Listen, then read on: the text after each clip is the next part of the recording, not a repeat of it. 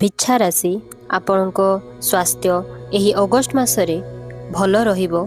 जदि आपण को प्रथमे किछि प्रॉब्लम होउथिला किछि स्वास्थ्य आपण को खराब थिला तेबे एही मासरे आपण को गुड न्यूज मिलिबो एवं आपण सेलिब्रेट मध्य करिवे।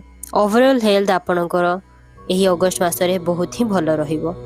आपण करियर को नहीं कि आपण एही मासरे टिके डिसअपॉइंटेड रहिबे, टिके दुखित रहिबे, किंतु दुख करंतु नाही। आपण पॉजिटिव साइड को मध्य देखंतु।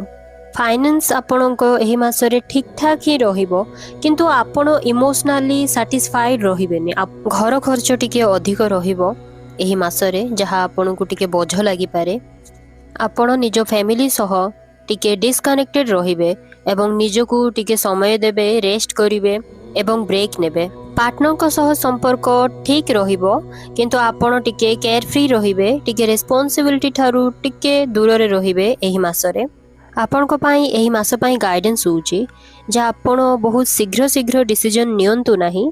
प्रथमे आपण माइंड को काम करंतु एवं क्लैरिटी आनिला परे आपण जहाँ भी डिसीजन नेबे सही डिसीजन आपण को निज गोल को अचीव करिवारे सहाय्य करिवो। आपण को पाई रिमेडी होउची आपण प्रतिदिन मेडिटेशन करंतु किंबा सोमवार दिन शिवलिंग उपरे आपण जल किंबा क्षीर अर्पण करंतु। एही चैनल रे आपण को 12टी राशि राशिफल मिलिबो। जदि एही वीडियोटी आपण को भलो लागिची तेबे एही वीडियोटी को गोटे लाइक करंतु एवं मो चैनल को सब्सक्राइब मध्य करंतु। एहा द्वारा मते मोटिवेशन मिलिबो जे मु एमितिया वीडियो आहुरी बनेइबी। धन्यवाद।